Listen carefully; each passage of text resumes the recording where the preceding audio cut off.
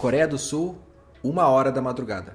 Indo pegar um café pra gente hackear um sistema juntos. O nosso alvo de hoje é baseado em uma série que provavelmente você já ouviu falar. E se tudo der certo, nós vamos vencer mais um desafio hacker, passo a passo e aprendendo muito. Café em mãos e bora começar agora o nosso desafio hacker com a temática do Picoric. Deixa eu tirar a tampa do café. Bora ver se a gente consegue hackear esse sistema aqui, né? Caso você não esteja ligado ainda, essa plataforma que eu estou utilizando aqui no navegador é a plataforma do TryHackMe, onde, vamos falar assim, é uma plataforma com vários sistemas que você pode hackear. Então, se você criar uma conta gratuita, você pode navegar aqui e vai ter máquina Windows, Linux, servidores web, aplicações, aplicativos mobile também. Na minha opinião, é uma forma incrível de você poder botar em prática todo o conhecimento que você está aprendendo de hacking, as ferramentas, e não ser preso, né? Porque todos os sistemas aqui, você tem autorização, permissão para fazer ataque. É um ambiente educativo, né? Então vale muito a pena aí você criar uma conta, brincar aqui. Inclusive aqui no Técnicas de Invasão, um dos vídeos publicados aqui, ó, eu te mostro sobre como montar um ambiente de hacking para você poder estudar na prática. E nesse vídeo, tá? Eu te mostro sobre o TryHackMe aqui, ó. Como você pode utilizar o TryHackMe passo a passo. Então, confere aí e bora começar o nosso desafio. O nosso objetivo aqui é hackear essa máquina. Para isso, primeiro passo, eu vou entrar aqui no desafio, né? E vou clicar aqui, ó, em iniciar máquina. E ele vai gerar um IP. Olha só. Então ele vai gerar aqui pra gente um IP, que é o IP do nosso alvo. Então vamos esperar aqui pra gente começar o nosso ataque passo a passo juntos. Então agora a gente tem um IP aqui. E se eu inclusive pegar esse IP, tá? Eu já estou conectado na rede do TryHackMe. Eu vou dar um ping nele. Olha só. Eu estou pingando ele, então eu consigo me comunicar com esse IP.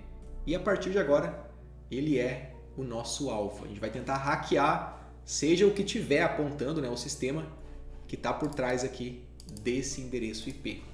Então, pô, pega um café aí, que esse vídeo vai ser incrível. Você vai aprender bastante coisa e o primeiro passo, tá? Assim que eu tenho um IP, você deve concordar comigo que esse IP ele pode apontar para várias coisas, né? Ele pode representar várias coisas. Ele pode ser, por exemplo, uma aplicação web com servidor. Ele pode ser uma câmera, um hardware, são várias possibilidades. Então, cara, o primeiro passo eu quero descobrir o que esse IP representa, ele aponta para quê, né? Qual que é o nosso alvo, na verdade? É um sistema, uma aplicação web? Então, para isso eu vou copiar ele. E primeiro passo, né, quando a gente tem um IP, tem uma coisa que a gente sempre faz no processo de hacking que se chama port scanning, que consiste em identificar se naquele IP, naquele endereço lá, existe alguma porta serviço rodando. Por exemplo, uma aplicação web vai rodar na porta 80, um servidor FTP na porta 21. Caso você não saiba fundamentos aí, tá? Um servidor web ele tem várias portas e nessas portas podem rodar serviços padrões, a não ser que o administrador seja muito louco e ele bote a aplicação web na porta 21, o FTP na porta 22, ele inverta, né? Mas existe uma padronização aí de portas e serviços, né? Onde podem estar executando num servidor, num sistema lá. Então, primeiro passo, eu vou utilizar a ferramenta Nmap no nosso IP. Bora deixar bem simples assim o comando, tá? Nmap no IP, vou dar um Enter e ele vai começar a fazer esse scanning. O Nmap é a ferramenta mais utilizada hoje para fazer o port scanning. Então, ele vai trocar pacotes com o alvo e tal. E vai falar pra gente, cara, eu troquei vários pacotes e eu encontrei, olha só, duas portas abertas. A porta 22 e a porta 80. E essas portas, tá? Elas representam serviços de HTTP na porta 80 e SSH na porta 22, que é uma padronização, tá? Sempre que você vê uma porta 22, tende, né, a ser um SSH. E quando você vê uma porta 80, tende a ser uma aplicação web respondendo ali HTTP. Então, qual que é a parada, né? Beleza, eu tenho porta e tenho serviço. Só que esses serviços hoje, né, para ter um HTTP, para ter um SSH, eles precisam de um software. Ou seja, eu só consigo ter uma aplicação web lá respondendo HTTP se eu tiver um software para ser aquela aplicação web. se eu tiver um serviço para ser o SSH. E se eu tenho um software, eu tenho possíveis vulnerabilidades de um software. Então, num processo de hacking, uma coisa legal de se fazer aqui, né, é a gente, beleza, tem um SSH rodando, mas qual que é o software e a versão dele? Porque primeira possibilidade aqui, imagina comigo, tá? O cara tem um SSH, então tem lá o SSH tal, versão software tal, que ele nunca atualizou, né? Um software antigo. Ele pode ter vulnerabilidades. Ou seja, se eu encontrar um software desatualizado, o primeiro passo que eu posso dar no objetivo de hackear esse sistema é tentar ver as falhas que aquela versão daquele software possui, né? Que está desatualizada. Então, o que eu posso fazer? Eu vou continuar com o Nmap, porém, eu vou utilizar aqui um parâmetro, SV, que é para fazer um versionamento desses serviços que estão rodando. Eu vou descobrir o software e a versão dele. Fazendo um processo de bunny grab, várias coisas por trás aí. Ele vai trocar mais pacote com o alvo, né, para identificar isso. Então, beleza, vou fazer um versionamento. E por eu saber quais as portas que eu vou fazer o versionamento, eu vou utilizar o P, né, para falar, cara, eu quero somente na porta 22 e na porta 80, né? Porque se eu não especificar a porta, ele vai fazer um processo de versionamento, cara, em todas as portas padrões. Então pode ser que demore bastante e também, faça um barulhão gigante no alvo, né?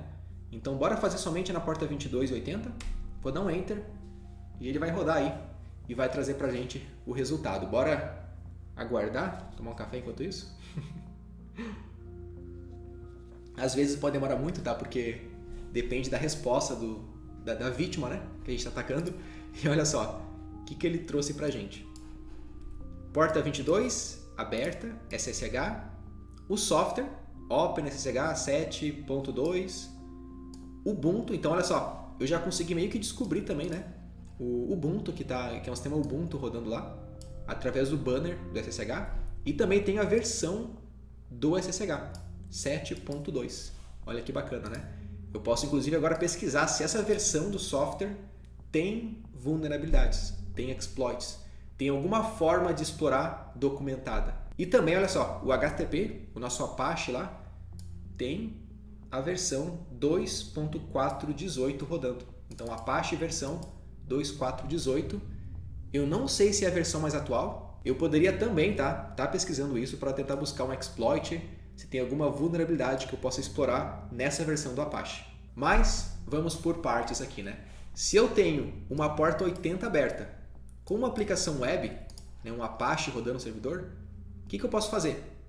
Eu posso tentar acessar essa aplicação web. Então, se eu pegar esse IP aqui, deixa eu copiar ele e botar no navegador aqui, tá? Literalmente, e der um Enter, por ser a porta 80 aberta, né? Ele vai responder aqui, ó, a aplicação web que está rodando. Então, eu tenho um site, né? Uma aplicação web rodando aqui nesse IP. E, cara, o que eu posso fazer aqui, né? Eu posso, talvez, se eu tenho uma aplicação web, eu posso começar a analisar aquela aplicação web, analisar aquele servidor. No caso, olha só, eu tinha um IP, certo? Encontrei uma aplicação web e agora eu posso começar meu escopo de testar, de hackear nessa aplicação web. Posso ver a versão da tecnologia da aplicação web, ver o código-fonte, ver se tem funções de login, de upload, de cadastro, esqueci minha senha. São várias possibilidades para hackear. E eu também poderia, pegar o SSH e ver a versão do SSH, ver se tem exploit, vulnerabilidade. Se tivesse outro serviço naquele IP, um banco de dados, eu poderia também estender para o banco de dados. E o processo de hacking, né, é realmente esse. A gente tem que mapear muito bem todo o escopo e ver quais os caminhos que a gente pode seguir. E nessa aplicação web aqui, que parada que eu vou fazer, tá? Eu vou, primeiramente eu posso, ler o código-fonte dela, ver se tem alguma coisa no código interessante. Então tem aqui o código CSS, JavaScript, tem um Bootstrap, tem aqui, ó, um diretório assets, tá vendo? Então essa imagem aqui do fundo, ó, ela tá vindo de uma pastinha chamada assets. Olha só, que tem um index of, que é um diretório aberto que está listando arquivos, né? Então tem um GIF de feio aqui, ó. Enfim, tem o portal.jpg, outra imagem. Tem um outro aqui também, uma outra imagem. Então estou navegando aqui, né, num diretório no index off, no caso. Isso porque esse diretório, essa pastinha assets, não tem um index, né? Então está aberto aí a listagem de arquivos. Bruno, isso é uma vulnerabilidade? Talvez sim, talvez não, depende aí do cenário, tá bom? Então não é nada grave aqui a princípio, mas depende do cenário. Porém, olha só, esse index off, né? Ele expôs aqui também a versão do Apache 2.4.18. Então eu não precisaria usar o Nmap fazer requisição.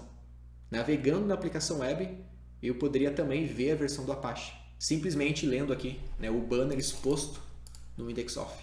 Beleza? Então qual que é a parada, né? Eu vi um comentário aqui da página, olha só. Tem um comentário aqui embaixo, tá vendo? Outra coisa muito importante, muitos hackers ignoram isso às vezes, tá? É ler o comentário do código. Cada vez mais os programadores estão comentando coisas absurdas, né? Por exemplo, esse aqui, ó. No comentário do código da página ele escreveu uma nota para mim mesmo, né? Para não esquecer o username. Username Rick Rules. Então ele deixou comentado aqui. Cara, é um desafio hacker mesmo, né? Ele deixou comentado aqui um nome de usuário. Então até agora, deixa eu pegar aqui um editor de texto pra gente, pra ficar legal aqui, ó. Eu tenho aqui um nome de usuário, né? Vou deixar anotado aqui. E, pô, Bruno, que óbvio, né? Cara, mas é óbvio, mas acontece, tá? Tanto que se você pegar um site, sei lá, o terra.com.br, por exemplo, tá? E vamos filtrar, sei lá, comentários, ver se tem um comentário lá. Deixa eu ver. Deixa eu copiar aqui o começo de um comentário e vou ver o código-fonte da aplicação. É bem maior, né? Tem muito mais coisa. Mas se eu filtrar comentário, olha só. O cara comentou aqui, ó. Includer. O que mais? Acabou o includer. Configurações da página. Cara, comentários do programador. Configurações para a home do portal. Então eu consigo até me encontrar no código dele, ó. Organization, acessibilidade, includer. O que é isso aqui? Olha só. No site do Terra, tá? Setup, tgmkey, config, stickdesk. Será se algum área S1, sem script, pixel, includer, várias paradas aí, né? Então, olha só, lendo o código-fonte eu consigo obter informações, talvez de um includer, de uma estrutura de código, e isso no HTML. Eu posso ler o código JavaScript, um código de front-end, de validação de uma input, por exemplo. O cara comentou algo, se não for inteiro, não libere, tá? Então, peraí, tem que ser inteiro. E é esse código que faz a filtragem. A gente tem que ler o código-fonte aí, né? É uma parada importante no hacking. E aqui eu consegui listar um usuário. Beleza. O que mais que eu posso fazer aqui, tá? Na aplicação web. Cara, eu não vejo mais nada possível aqui, fora isso aqui, né? Porque olha só, a gente não teve muitos links aqui. Teve um Assets Bootstrap, um jQuery também, um framework JavaScript. Teve essa parada aqui. Não tem muito mais, né, o que eu possa fazer, porque é um site bem estático, né? Ele é um site só textual aqui. Não tem muitas funcionalidades. Então, um passo que eu posso dar aqui agora, bem estratégico até, uma aplicação web ela tende a ter algumas padronizações. Por exemplo, eu posso ver se existe o /login. Não existe. O /admin. Porque, por exemplo, o /assets existia, né? E esses nomes, assets, admin, sei lá, painel, essas coisas, são nomes padronizados que talvez um framework, um CMS ou até o programador ele usa para criar uma aplicação web. Importante. E isso é uma das essências do processo de hacking. A gente tem hoje uma coisa que se chama word lists. Olha só que parada louca, tá?